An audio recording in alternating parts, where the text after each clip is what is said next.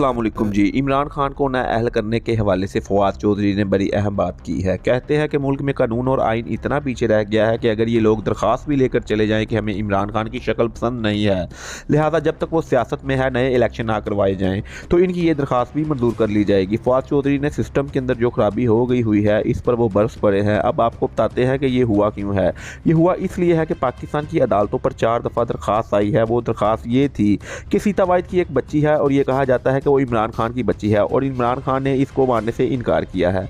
और पाकिस्तान की अदालतों में इस केस की 4 मरतबा दरख्वास्त आई है और पाकिस्तान की अदालतों ने 4 बार ही इस दरख्वास्त को मुस्तरद कर दिया है, सिर्फ ये कहकर के हम किसी की ज़ाती ज़िंदगी के अंदर मुदाखलत नहीं करते। अगर किसी का कोई ज़ाती मामला है तो हम इसको इस तरीके से नहीं सुन सकते, ये जायज़ नहीं है। लेकिन अब एक बार फिर इमरान खान की ज़ाती ज़िंदगी के ऊपर दोबारा वो केस आ गया है और एक पेपर भी सामने आ गया है मार्केट के अंदर जिसमें इमरान खान ने वाज़िया लिखा हुआ है कि इसको हम सरपरस्ती के अंदर ले सकते हैं। यहाँ पर सबसे अहम बात यह है कि हबीब अकरम साहब ने एक बड़ी अहम बात की है। कहते हैं कि इस तरह तो कोई भी राह चलता शख्स उठकर कह देगा कि फ़लाँ का बच्चा फ़लाँ का है और फ़लाँ का बच्चा फ़लाँ का नहीं है। इस तरह तो कोई भी अदालत पहुँचेगा और लोगों के नस्ब पर सवालिया निशान लगा देगा। मेरे लिए तो ये समझना दुश्वार है कि हमारे कानूनी निज़ाम को इसमें आखिर क्या दिलचस्पी है, क्योंकि जिस शख्स के ऊपर यानी इमरान खान के ऊपर ये इल्ज़ाम लग रहा है और जिस बच्चे की तरफ से ये इल्ज़ाम लगाया जा रहा है इसने खुद आकर अदालत में किसी किस्म की कोई भी दरख्वास्त नहीं दी और अगर इसका कोई वाली वारिस भी है तो इसने भी आकर अदालत में किसी किस्म की कोई भी दरख्वास्त नहीं दी। अमूमन ये केस दुनिया में तब बनते हैं जब जायदाद का मसला हो कि जी विरासत में तकसीम होना है और कोई भी उठकर कह दे कि नहीं जी मैं इसका बेटा हूँ या नहीं जी मैं इसकी बेटी हूँ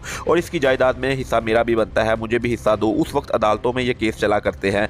लेकिन यहाँ तो ये कोई मसला ही नहीं है। मसला ये है कि इमरान खान को नाअहल करना है, इमरान खान को इलेक्शन नहीं लड़ने देना, इमरान खान को ऐसी टेक्निकल वजह बनाकर नाअहल करवाना है कि इमरान खान के हाथ पाँव बांध दिए जाएँ। और एक बात आप याद रखिएगा कि ये इमरान खान के हाथ बांध दे या ये इमरान खान के पाँव बांध दे, ये जो मर्जी कर ले, ये इमरान खान को बनी गाला बैठा दे, बंद कर दे या ज़मान पार्क के अंदर बंद कर दे या जेल काल कोठरी या जहां मर्जी जहां इनका दिल करता है इमरान खान को डाल दें। अगर इमरान खान जिंदा रहा, अल्लाह इमरान खान की ज़िंदगी करे, तो इमरान खान इलेक्शन के अंदर इनके साथ ऐसा करने वाला है कि इनकी आने वाली नस्लें याद करेंगी। हबीब अकरम उन्होंने जाकर सर्वे किया ख्वाजा आसफ के हल्के में और ख्वाजा आसफ के हल्के का रिजल्ट आपको बताते हैं।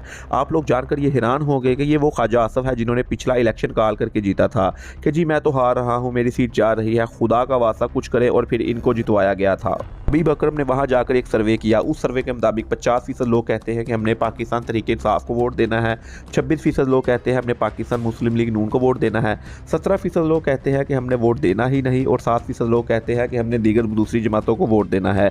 यही वजह है कि ये जो मर्जी कर ले, इमरान खान ने इनको ऐसा फेंटा लगाएगा कि इनको समझ लग जाएगी। बिलावल भुट्टो साहब ने बड़ा अहम बयान दिया। कहते हैं कि जब भी अमेरिका और पाकिस्तान ने मिलकर काम किया तो बड़ी कामयाबियाँ मिली।